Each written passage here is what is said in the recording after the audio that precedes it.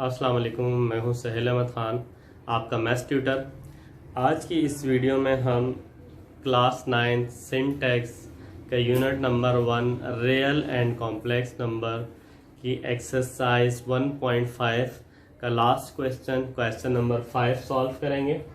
Question number 5 में क्या कह रहा है, find the values of x and y. X और वाई की वैल्यू फाइंड करनी है when x plus y iota is equal to -5 plus 5 iota. Part 1 में कह रहा है कि x plus y iota equal to -5 plus 5 iota. इस यहाँ से हमने x और y कैलकुलेट करना है। यहाँ जो हमें इक्वेशन दी है इसे हम कहते हैं कॉम्प्लेक्स इक्वेशन, क्योंकि दोनों तरफ कॉम्प्लेक्स नंबर मौजूद होता है। कॉम्प्लेक्स इक्वेशन को सॉल्व जब भी हम करते हैं तो कॉम्प्लेक्स पार्ट जो है, कॉम्प्लेक्स इक्वेशन में जो रियल पार्ट जो है वो रियल पार्ट के इक्वल लेंगे और इमेजिनरी पार्ट जो है उसे हम इमेजिनरी पार्ट के इक्वल लेंगे। सबसे पहले हम देखते हैं कि रियल पार्ट क्या है। यहाँ पर हमारे पास रियल पार्ट है x इस साइड पर और दूसरी साइड पर रियल पार्ट है -5। तो इन दोनों को इक्वल लिख लेंगे, यानी x इक्वल हो जाएगा -5 के। यहाँ पर हमारे पास x आ गया -5 और दूसरा जो पार्ट है कॉमा लगा के थोड़ा सा स्पेस दे के लिखेंगे y आयोटा, यानी इमेजिनरी पार्ट हमें कैसे पता चलेगा, क्योंकि इसके साथ आयोटा लगा हुआ है तो इसलिए ये इमेजिनरी पार्ट है, क्योंकि आयोटा एक इमेजिनरी यूनिट है। y आयोटा इक्वल हो जाएगा +5 आयोटा के। यहाँ आयोटा से आयोटा कैंसिल हो जाएगा क्योंकि आयोटा y से मल्टीप्लाई हो रहा है। रफली अगर से मैं समझाऊं आपको तो क्या होगा कि आयोटा हो या मल्टीप्लाई हो रहा है, वहां जाकर डिनोमिनेटर में डिवाइड हो जाएगा, क्रॉस मल्टीप्लिकेशन होगी और फिर आयोटा से आयोटा कैंसिल हो जाएगा, y इक्वल्स टू 5 बच जाएगा। तो हमने डायरेक्टली कैंसिल कर दिया करेंगे हम, ठीक है। y बराबर हो जाएगा 5 के, ये हमारे पास y आ गया। ये हमारे पास था क्वेश्चन नंबर 5 का पार्ट 1। अब पार्ट 2 की तरफ चलते हैं।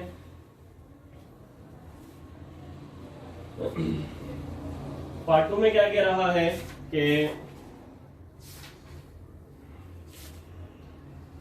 पार्ट 2 हमारे पास है x² part 2 x² plus iota y²। Sorry, मैं इसको ऊपर मिटा के लिखता हूं। सेकेंड पार्ट हमारे पास है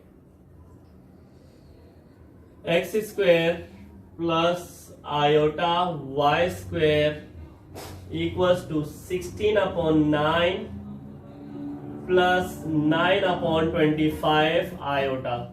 तो यहां भी वही होगा भाई कि ये रियल पार्ट है और यहाँ रियल पार्ट है, क्योंकि इन दोनों के साथ आयोटा नहीं है तो पहले रियल पार्ट को इक्वल लेंगे।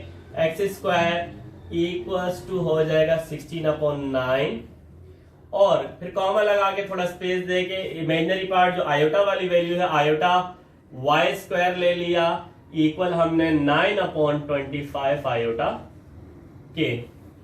अब यहां पर हम पहले x सॉल्व करते हैं। x के ऊपर स्क्वायर आ रहा है, स्क्वायर खत्म करने के लिए रूट अप्लाई करेंगे। यहां भी रूट अप्लाई किया और यहां भी दोनों साइड पर हमने रूट अप्लाई कर दी इक्वेशन पर।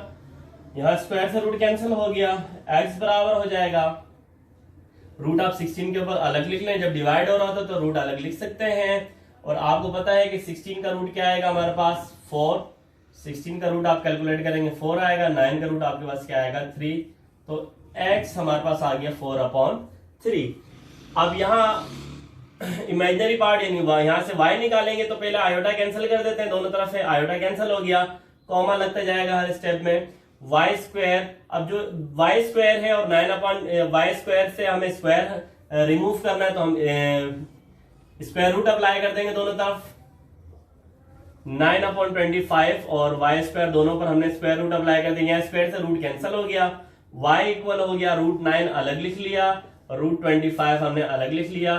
√9 हम कैलकुलेट करते हैं तो वो हमारे पास आता है 3 और 25 का रूट हमारे पास आता है 5।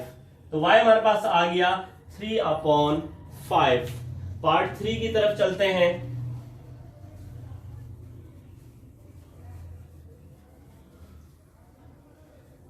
पार्ट 3 हमारे पास है पार्ट थर्ड कह रहा है कि y square plus x upon 3 iota equal होगा 121 के माइनस 9/5 आयोटा के।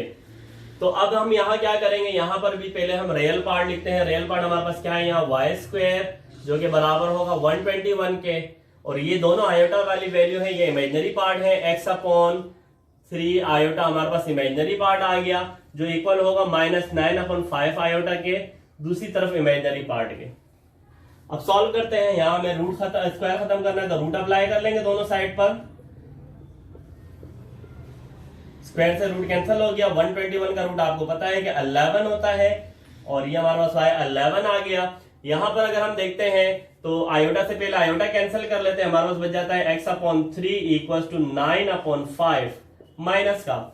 अब x से 3 डिवाइड हो रहा है, उस तरफ ले जाएंगे, वहां जाके मल्टीप्लाई हो जाएगा, यानी यहां डिनोमिनेटर में है, वहां जाके नोमिनेटर बन जाएगा 9 मल्टीप्लाई बाय 3/5, और x बराबर हो जाएगा 9 3 माइनस का 27/5। ये हमारे पास आ गया x। अब चलते हैं आखिरी पार्ट की तरफ, क्वेश्चन नंबर 5 का पार्ट 4। उसमें हमें क्या कह रहा है कि √5/x minus 3/√2 y iota is equal to 6√3/√2 plus 2√2/9 iota. तो यहाँ भी हम यही करेंगे सबसे पहले कि रियल पार्ट जो है इसको इक्वल ले लेंगे, यानी √5/x ये हमारे पास यहाँ पर रियल पार्ट है, ये इमेजिनरी पार्ट है, और दूसरी तरफ हमारे पास रियल पार्ट है 6√3/√2, और इमेजिनरी पार्ट हमारे पास क्या है, -3/√2 y आयोटा है यहाँ पर, और इस तरफ हमारे पास है 2√2/9 आयोटा। अब पहले इसको सॉल्व करते हैं। तो x फाइंड करना है। देखें x के साथ ये फ्रैक्शन मल्टीप्लाई हो रहा है, तो ये जब उस तरफ लेके जाएंगे तो ये उलट जाता है, इन्वर्ट हो जाता है। कैसे कि 6√3/√2, और ये आकर यहाँ इन्वर्ट हो जाएगा, 3 ऊपर चला जाएगा, √5 नीचे आ जाएगा। ठीक है, यानी डिनोमिनेटर नोमिनेटर बन जाएगा और नोमिनेटर डिनोमिनेटर बन जाएगा। तो अब इसको सॉल्व करते हैं।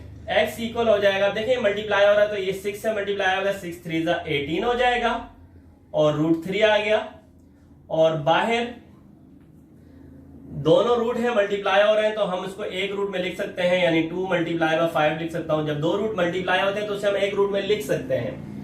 x इक्वल हो जाएगा 18√3/√10। हमारे पास x क्या आ गया, 18√3/√10 आ गया। y की तरफ चलते हैं, तो y हमें सॉल्व करना है। पहले तो आयोटा कैंसिल कर लेते हैं, फिर y इक्वल्स टू इस फ्रैक्शन को उठा के वहां ले जाता हूं भाई। वहां जो पहले फ्रैक्शन है वो लिखा मैंने, 2√2/9 मल्टीप्लाई करूंगा √2/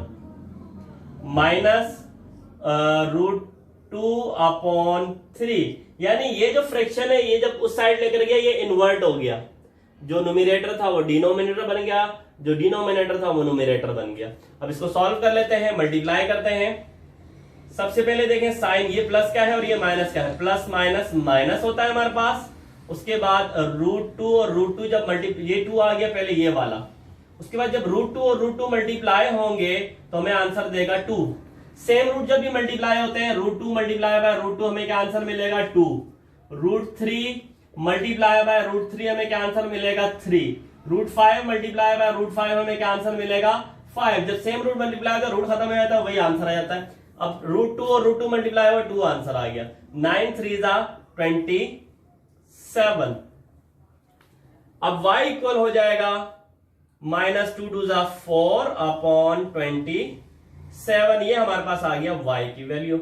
इस तरह से हमारा क्वेश्चन नंबर 5 यहाँ कंप्लीट होता है, और हमारी एक्सरसाइज 1.5 भी यहाँ जाकर कंप्लीट होती है। उम्मीद है आपको अच्छे तरीके से समझ आ गई होगी।